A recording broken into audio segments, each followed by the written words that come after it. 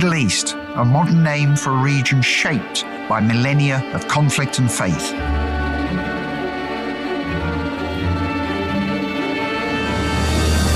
From the Crusades to the rise and fall of the Ottoman Empire, its history is marked by sacred visions and imperial designs. And we understand its present shape by studying its layered past.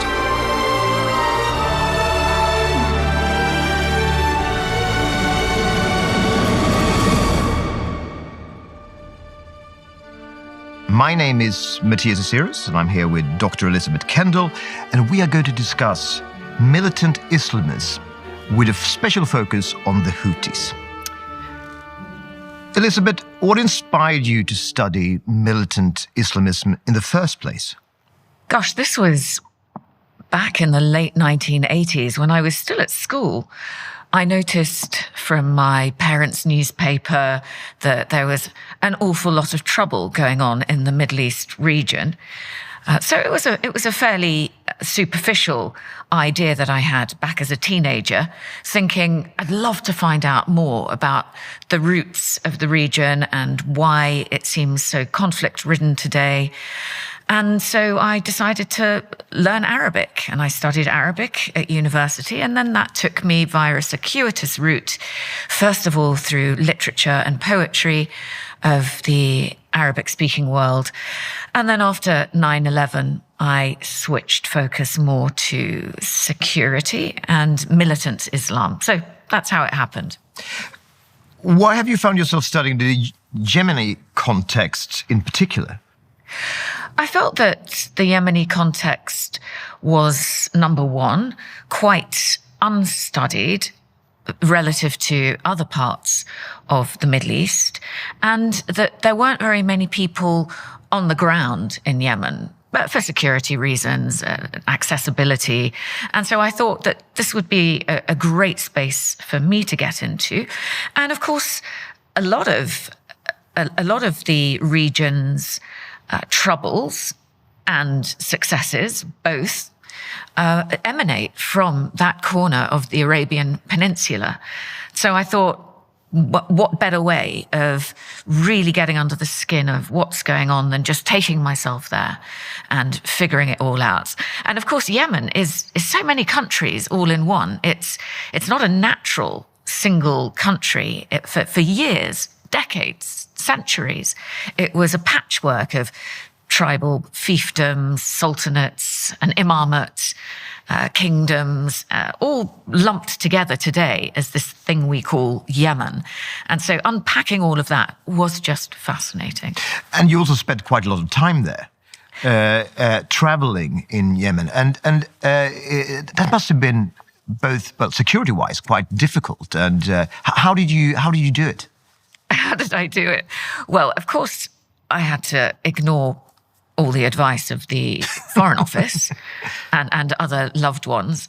But I think sometimes you take these risks because you feel you're going to find out more. And it's very hard to write about and really understand a region unless you're there. And so how did I do it? Well, I went in over the eastern border of Yemen from Oman, and I was helping try to promote what local communities and local tribes were aspiring to, so to give them an international voice. And in return, we sort of became friends. We struck up a really strong bonds, and they would protect me. I think those who go into Yemen as journalists, or even indeed as diplomats, have a very different kind of relationship. And journalists, at least, tend to be fairly transactional. You might pay for protection, and that's always a mistake, because paying for protection just means that someone else will pay more, potentially to kidnap you. So I would go in, I would have no money at all. I would never carry money, and it would all be about friendly arrangements. And in fact, when I went over the border for the first time, it was amazing to me that all of these 4x4s were lined up with tribal convoys waiting to receive me. And it was quite startling how well armed this place is. So, for example, the convoys that met me at the border, you could drive for just a couple of kilometers, and then they would go to some ramshackle old gas station, give in chits where they'd had to check in their weapons to go to the border, and then all their weapons would be given back, and then off we went into the hinterland. So it was very exciting. It's so interesting also that you've focused on poetry early on in your research. So why do militant jihadist groups rely on poetry, literature and songs to spread their message? Well, I think there are two reasons. One is opportunistic, because this is clearly a very good way of spreading a message that's quite a natural part of everyday life. And of course, so let me just give you a statistic first. When I surveyed 10 different districts in the east of Yemen, I discovered that 74% of all respondents think that poetry is a very important part of their daily lives, either very important or important, out of a list of sort of 6 elements. And so yes, it's opportunistic because you're plugging into a very natural tradition. And then the second reason is that it's incredibly practical, powerful, because when your websites get taken down and your social media feeds are closed, well, the poetry sticks around. It's an oral culture, so it's memorized, and it stays in the collective memory, and it travels, it spreads, so it can jump checkpoints. It kind of travels on the wind. So whatever goes into poetry just hangs around. You can never get rid of it.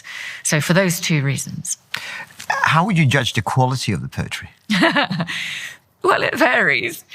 Some of it is pretty cheesy and clearly just designed to give a very direct message, sort of kill the infidel. But other elements of the poetry are really very lyrical and beautiful.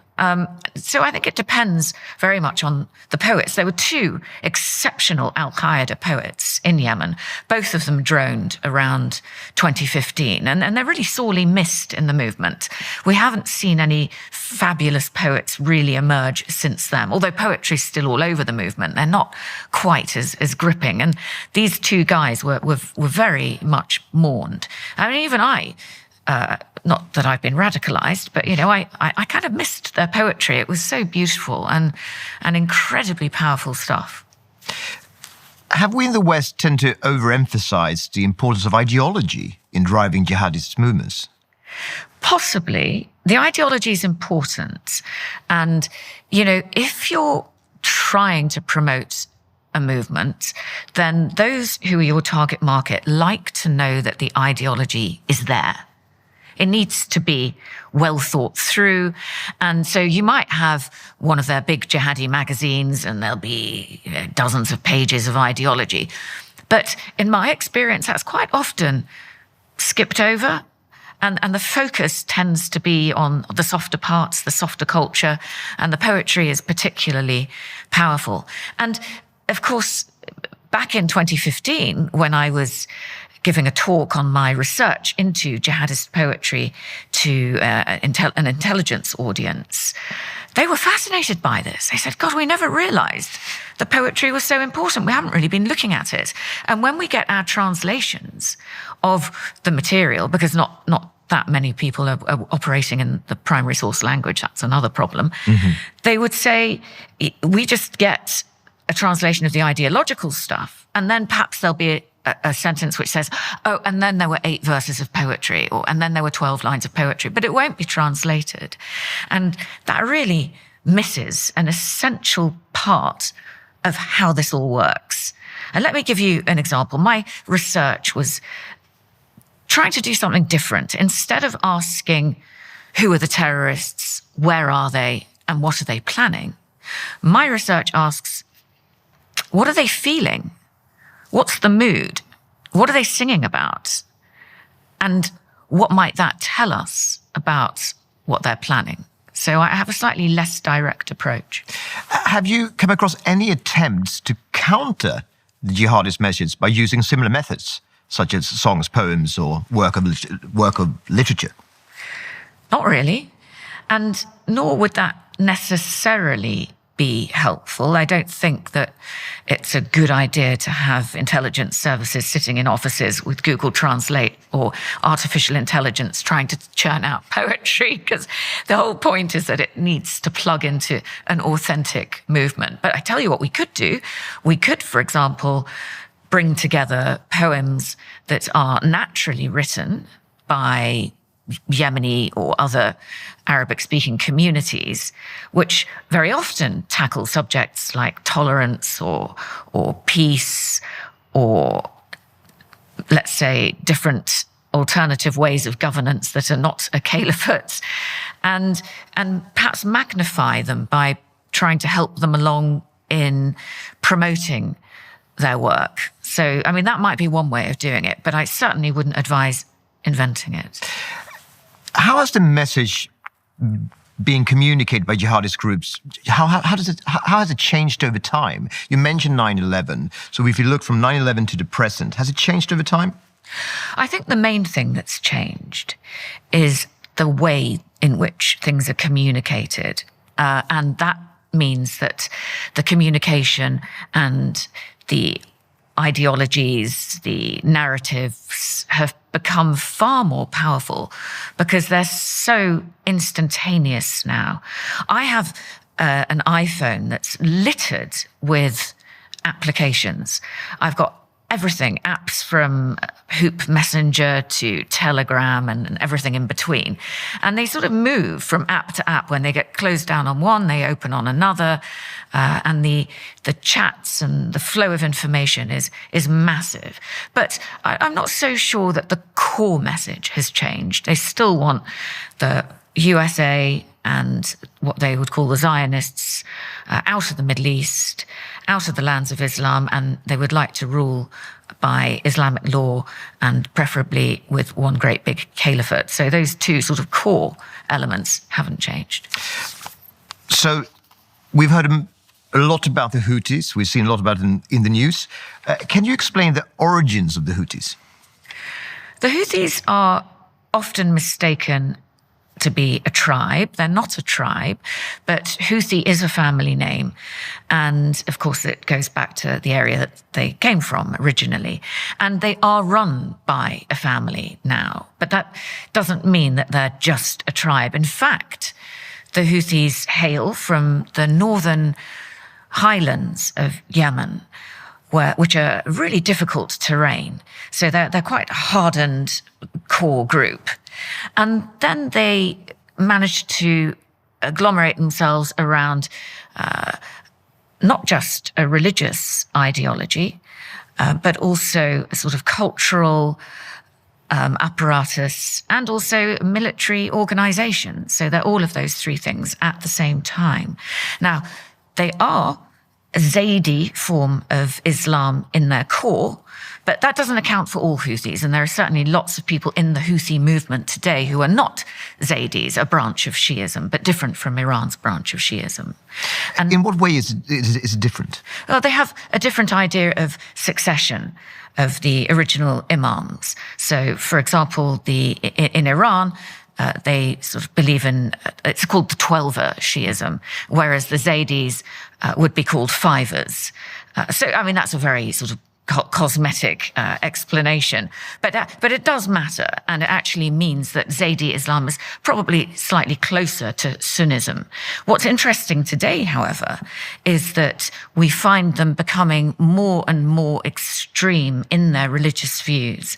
And right now, for example, the leader of the Houthis, Abdul Malik al-Houthi, the younger brother of the guy who founded the Houthi movement, Hussein al-Houthi, who died in 2004, he speaks today as though he's the word of God himself. And they've brought in quite a few of the Iranian types of trappings. For example, they will celebrate the Prophet's birthday. They didn't used to do that. They'll have a lot of green paint around and great big billboards with their slogan, which echoes the Islamic Revolution slogan.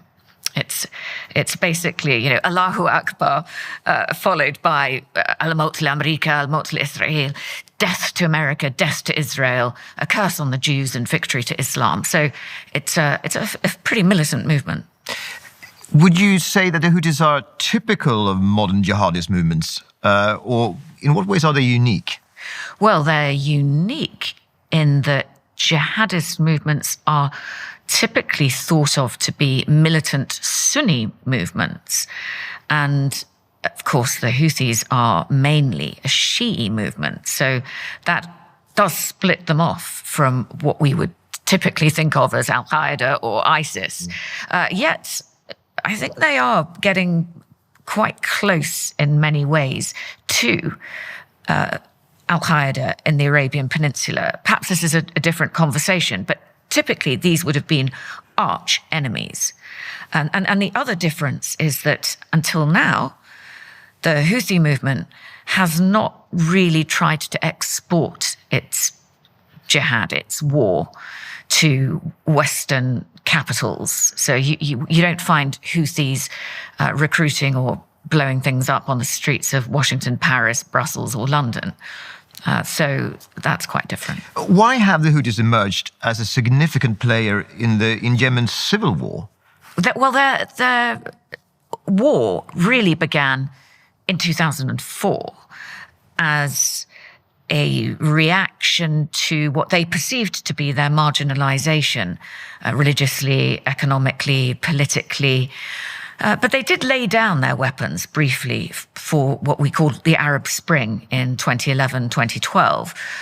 What happened then was a real failure of the United Nations-led national dialogue to come to an agreement over the most important matters, which were how do we divide power, territory, and resources, leaving the Houthis very much on the outside of that, out in the cold. And they ended up sweeping to power in September of 2014, taking over the capital, and then essentially taking over power to such an extent that in 2015, Saudi Arabia hosted a coalition of, at that time, 9 Arab, Muslim, Sunni countries to oust the Houthis. So that war has been going on ever since. Now, although there was a truce in 2022, that expired later that year, and technically the war is still going on. What motivates the Houthis, would you say? Well, the Houthis claimed when they swept to power in 2014 that they were doing so for the people. They rode a popular wave where people on the ground were annoyed about injustice, about corruption, about nepotism, and about an awkward succession plan by the then president, Ali Abdullah Saleh. So they took advantage and claimed to be championing the people against all of these ills and grievances. Of course, today we see them indulging in precisely those kinds of activities themselves. But what they would now claim to be after is more of they have a supremacist ideology where they believe that they are the legitimate rulers of Yemen, and possibly even more expansionist than that. They ideally have said that they'd like to take over the 2 holy shrines of Saudi Arabia and rule more broadly. Now, I don't think we should really be taking that at face value, but what they do want now are 2 things: power and money. And perhaps not that different from other regimes around the world, but that's what they want. And for that reason, they always get deal remorse. And there have been lots of deals that have been attempted with the Houthis, some of them even signed, such as the Stockholm Agreement in 2018. But ultimately, the Houthis always go back on their word, and they always want more money and more power. Are they well organized? They are quite well organized. Yes, they have a Supreme Council, they have a Jihad Council, they have organization which cascades right down to the very local level. And you've hit the nail on the head with that question, because one of the big differences between the Houthis and what is internationally referred to as the recognized government of Yemen is that the Houthis are well organized and the internationally recognized government isn't. And the Houthis have strong control over the areas which they rule, and the government doesn't. And the Houthis also control an area of Yemen. It's not massive geographically, but it contains 2/3 of Yemen's population. So it contains about 20 million people. So they've got access to manpower and they're well organized. And for those reasons, they have to be part of a solution ultimately in Yemen, and they can't simply be bombed into oblivion. So what is life like in the Houthi-controlled areas in Yemen? It depends who you are. So you won't see Yemeni leaders suffering starvation, whereas you will see a lot of people in villages who are suffering starvation and who find it very difficult to access humanitarian aid, food, clean water. So life is pretty miserable. And we know that the Houthis have used food and aid as a weapon in order to gain more support. But they rule by a combination of fear and consensus, and it is quite difficult to untangle to what extent either of those operate. Why have Saudi Arabia and the UAE not been able to defeat the Houthis since the Saudi-led invasion in Yemen began in, 2015? Yes. So that's a good question, and it's a question we should take really seriously. The Houthis are incredibly difficult to defeat. They have evaded defeat. And the reason for that is that they are hardened fighters. They have been on-off at war now for just over 20 years.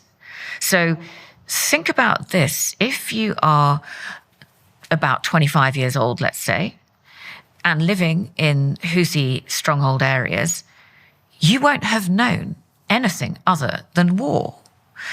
And that's really important, because that accounts, that sort of 25 and under, that's almost 2/3 of the population. So if you haven't known anything other than war, then you're not particularly hankering after peace, because you don't know what that looks like. So war, in other words, has become a way of life. It has also made many leaders, Houthi official leadership, tribal leaders, incredibly rich, because the war economy has been booming, smuggling fuel, smuggling food, smuggling weapons. And so there aren't many motivations amongst that leadership section of society. And there aren't many dreams amongst the youth section of society that make war an impossibility. And think about this also. Over 7 of the last 10 years of the civil war, the Houthis endured tens of thousands of airstrikes by the Saudi-led coalition. And it didn't stop them. They became really adept. And even now that those airstrikes have ramped up, first by America and the UK, then by just America, and now also by Israel, that simply feeds into their narratives. That simply makes them look right all along, that they're standing up against an invading Zionist crusader enemy. And the final point here is that the mindset is different. The Houthis are quite tolerant of casualties. They don't mind death and they don't fear death. And they also are highly confident and they genuinely believe that God is on their side. So the war continues. So what would it take to restore some semblance of peace to Yemen? Well, I think it would take 3 things. It would take building up a credible opposition to the Houthis. So there is a presidential leadership council, the internationally recognized government, but it's not very competent and it's not very popular. Number two would be aligning regional actors such as Saudi Arabia, the United Arab Emirates, Oman, and Qatar and Iran.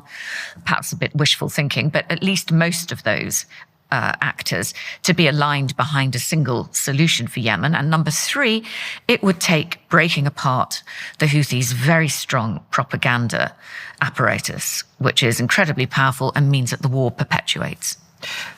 And how could Western policymakers be more effective in how they approach the Houthis?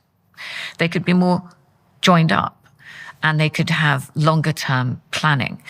Let me give you an example.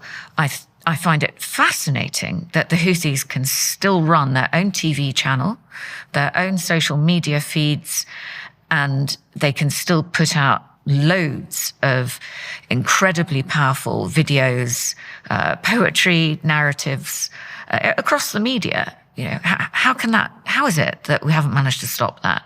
And number two, unilateral action, such as the kind of actions that are being taken by the United States in its Operation Rough Rider in March, April, ending in May, are unhelpful, because I think that you can only really stand a chance of defeating the Houthis if you have a joined up plan between regional and international actors that has some kind of end game, some long-term end game in sight beyond just saying, please don't launch missiles at our ships. There has to be a solution domestically for Yemen and not just about what's in it for us. Elisabeth Kendall, thank you. You're welcome.